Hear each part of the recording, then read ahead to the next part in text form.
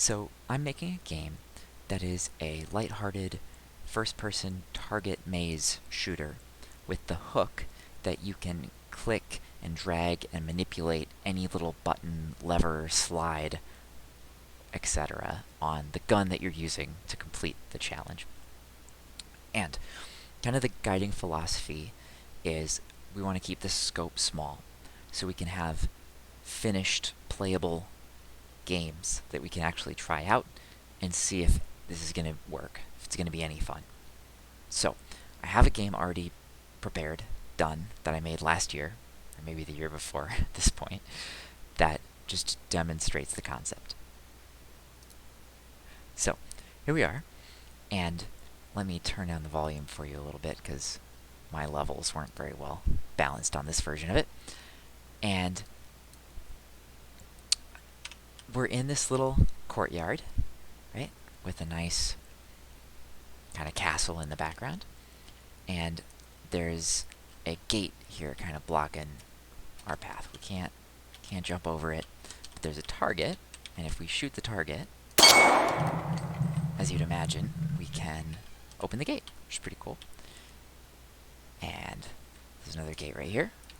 So if we can figure out how to open it, you can see there's another target down there, so we can hit it. And then we need to hit all of these if we want to complete it. So we go down the line here. Click. You can see we're out. So we can spit that mag out. Put a new one in, and it's going to run, right? It is not, because we need to run the action, right? There we go. There's 6 rounds in a mag, so if we're smart, we can shoot 5, and we spent 1 of them to fill the chamber, but we still have 1 round in the pipe, so now we can go faster because we don't have to run the action again. And then we can lower the drawbridge if we hit that little target right up there. There we go. So you get the idea, and this is kind of fun. I've not played it a ton, but when I complete the level and I say, oh, I did it in 1 minute 20 seconds, I go, ah, shoot, I could do that in 1 minute 18 seconds, I bet, if I reloaded faster between that, corner or whatever. It's kind of fun. So I think this proves the concept. So now we're on to the next version, which the goal here is to have a little bit more polished artwork, some music, some sound, a little bit of story, like maybe 1 or 2 cutscenes. 2 different weapons that you can choose between. So there'd be a different high scores page for whether you used the revolver or the semi-auto, as an example. And 2 levels.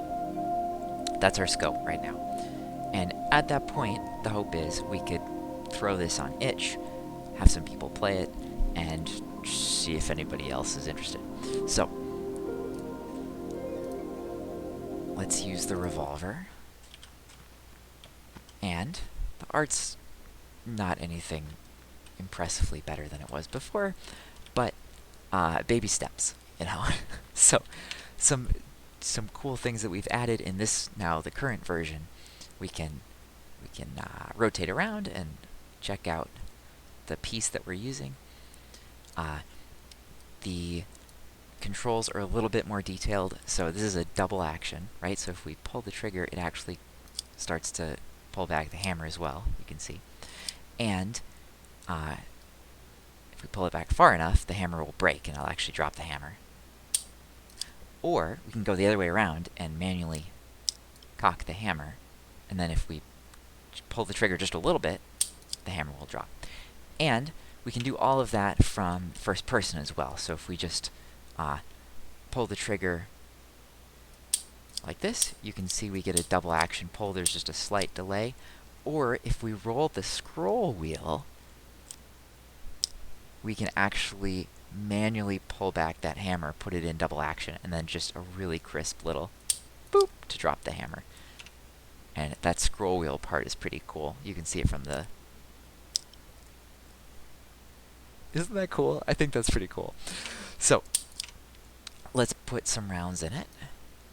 and just play a minute of the game as it is so far. So, there we go. Let's go ahead and cock that back. There's these acorns that we can collect, kind of like Banjo-Kazooie music notes or something like that. Our wonderful capsule player model, you can see through the shadow. So there's a gate over here, so we're going to have to open that, as you can imagine, with these targets. And this little target's really a booger to hit, so let's go single action. There, we got it.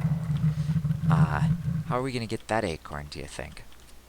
No way we can jump up there. No. But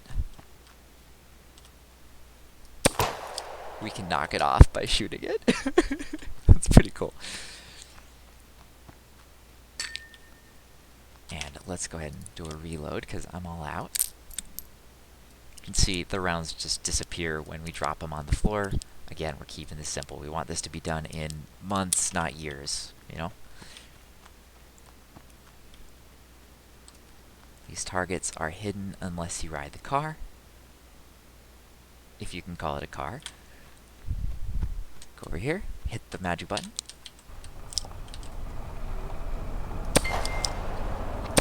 Moving target situation. Knock that one down. Maybe out, yeah. Ah! Fast reload, fast reload. I don't have time to fill the whole tube, so we'll just spin this cylinder until I've got a round under there and hit this one! There we got it. And then we can complete the level, actually, and put a few more in. If we shoot that gong on the end. And then we get a high score. Or, not a high score, we get a score. And we got 8 of the acorns. And, so that's kind of a summary. You get the idea.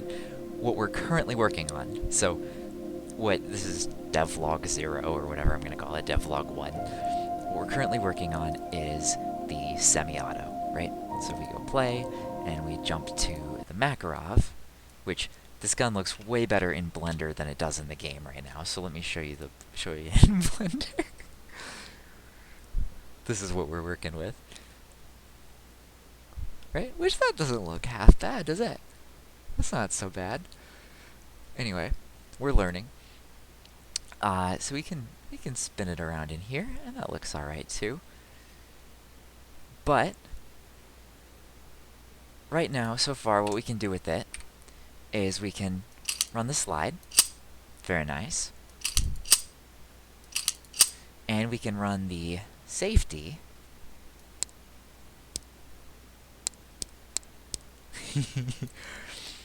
But what we're working on is a mechanic that isn't in the game yet, but we're going to need. So I'm going to use a real firearm for a second as a prop. So as a good,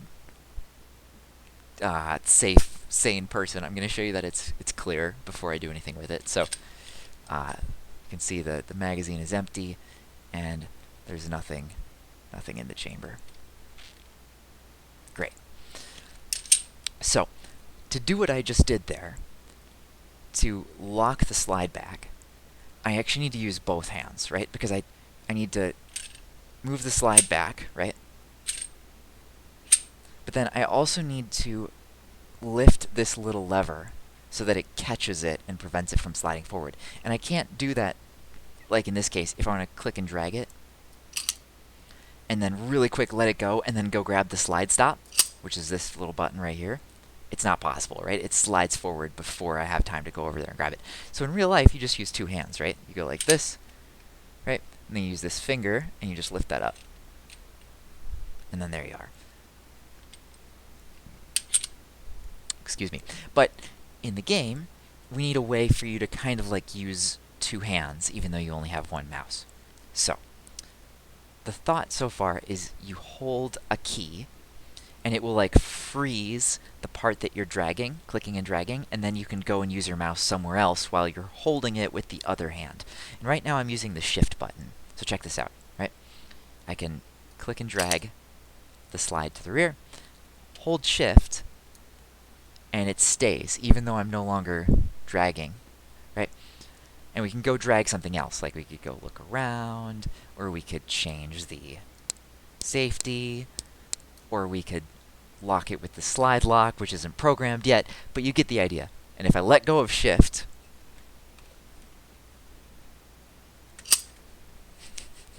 without dropping the keyboard, the slide drops. So, that's what we're programming next. Fingers crossed that kind of makes sense. I'll see you later.